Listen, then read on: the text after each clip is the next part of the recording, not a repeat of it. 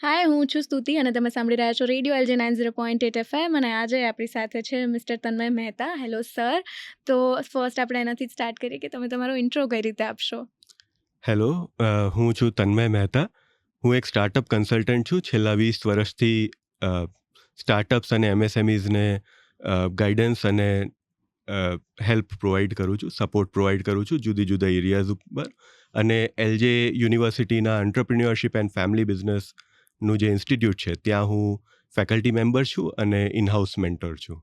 Okay, સો તમે વાત કરી કે તમને ઘણો બધો એક્સપિરિયન્સ છે. તો આજકાલ સ્ટુડન્ટ્સને છે ને સ્ટાર્ટઅપમાં બહુ જ ઇન્ટરેસ્ટ હોય છે. તો એમાં આગળ શું તકો હોઈ શકે છે એમના માટે? સ્ટાર્ટઅપ્સ જો આપણે એક સેગમેન્ટ તરીકે જોઈએ, ઇન્ડસ્ટ્રી સેગમેન્ટ તરીકે, તો બહુ જ પ્રોમિસિંગ અને મોટો ઇમ્પોર્ટન્ટ સેગમેન્ટ છે.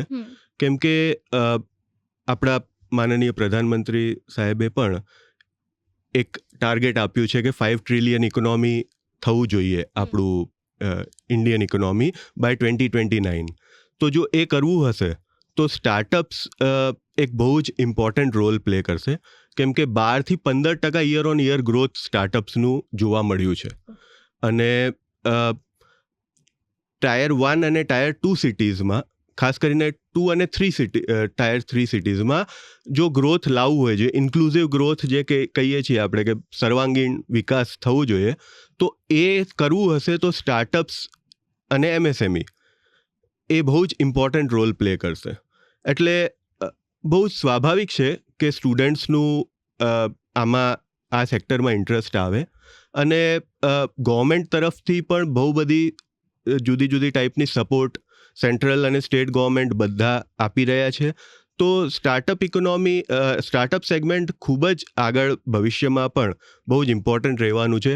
જોબ જનરેશન તમે કહો, તમે એમ્પ્લોયમેન્ટ કહો, તમે વિમેન એમ્પાવરમેન્ટ કહો, અથવા growth of the economy overall તમે કહો, તો પણ સ્ટાર્ટઅપ્સ ખૂબ જ મહત્ત્વની ભૂમિકા ભજવવાનું છે આગળના સમયમાં.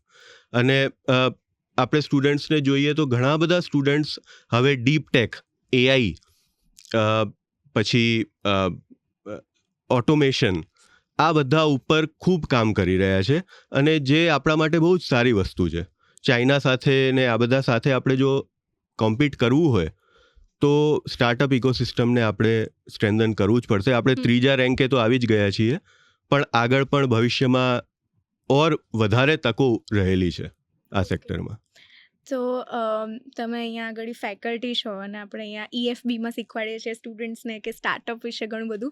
તો કોઈને EFBમાં જોડાવવું હોય તો એ કઈ રીતે જોડાઈ શકે અને તમે એમને કઈ રીતે તૈયાર કરો છો? સ્ટાર્ટઅપ્સના સેક્ટરમાં જો આપણે જોઈએ તો ઘણા બધા સ્ટુડન્ટ્સ દર વખતે અમને એપ્રોચ કરે છે. એમની પાસે એક બ્રોડ આઈડિયા હોય છે કે મારે કંઈક મારું સ્ટાર્ટઅપ શરૂ કરવું છે, પણ ક્લેરિટી નથી હોતી. એ ખાલી આઈડિયા જ હોય છે. હવે એ આઈડિયાને એક બિઝનેસ વેન્ચરમાં કન્વર્ટ કરવા માટે ઘણી બધી વસ્તુઓની જરૂર હોય. તો જો હું કહું કે કઈ રીતે અમે સપોર્ટ કરીએ છીએ, તો 4 મેજર એરિયાઝમાં એ સપોર્ટને હું લઈ શકું. પહેલું તો એ આઈડિયા જનરેટ કરવું, એનું એક સાયન્ટિફિક પ્રોસેસ હોય.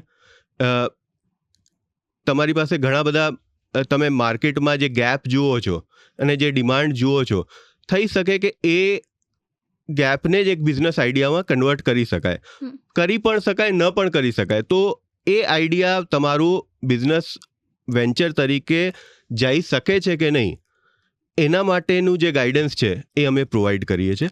પ્લસ એ આઈડિયાને તમારે જ્યાં પણ પ્રેઝન્ટ કરવાનું હોય, અનલેસ તમે એને એક પ્રેઝન્ટેબલ ફોર્મેટમાં ના રાખો, ત્યાં સુધી તમે ઇન્વેસ્ટર્સને કે ગવર્મેન્ટને કે કોઈનું તમે સપોર્ટ નહીં લઈ શકો. તો એ જે પિચ બનાવવાનું હોય, જે આપણે શાર્ક ટેન્ક અથવા બીજા બધા પ્રોગ્રામ્સ એ ફોર્મેટના પ્રોગ્રામ્સમાં જોતા હોઈએ છીએ. તો એ જ રીતે કેવી રીતે તમે તમારા આઈડિયાને પ્રેઝન્ટ કરો છો, એની અમે પૂરી ગાઈડન્સ પ્રોવાઈડ કરીએ છીએ. સેકન્ડ પોઈન્ટ એ આવે કે હવે તમારું આઈડિયા બની ગયું, તમારું પ્રેઝન્ટેશન બની ગયું. હવે તમારે એનું એક detailed business plan in terms of technical and financial viability એ બનાવવું છે.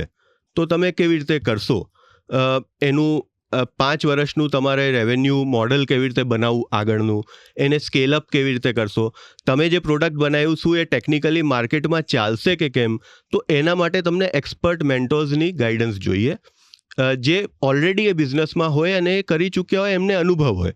તો એ એવા મેન્ટર્સ અમે પ્રોવાઈડ કરીએ છીએ આ કોર્સ થ્રુ, અને એ પર્ટિક્યુલર આઈડિયા અમે બિઝનેસ પ્લાન બનાવવા માટેનું એના માટે સપોર્ટ કરીએ છીએ.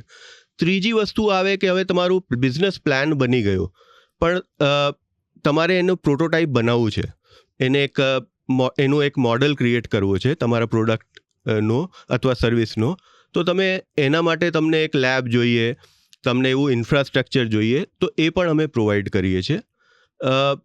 અને ચોથી વસ્તુ એની વિઝિબિલિટી.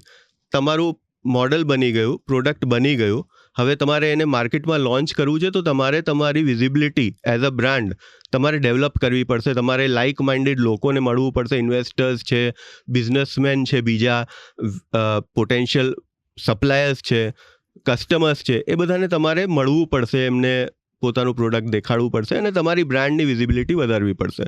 તો એના માટેના જે સ્કિલ્સ હોય અને જે એક્સપોઝર હોય એ અમે આ કોર્સ થ્રુ પ્રોવાઈડ કરીએ છીએ.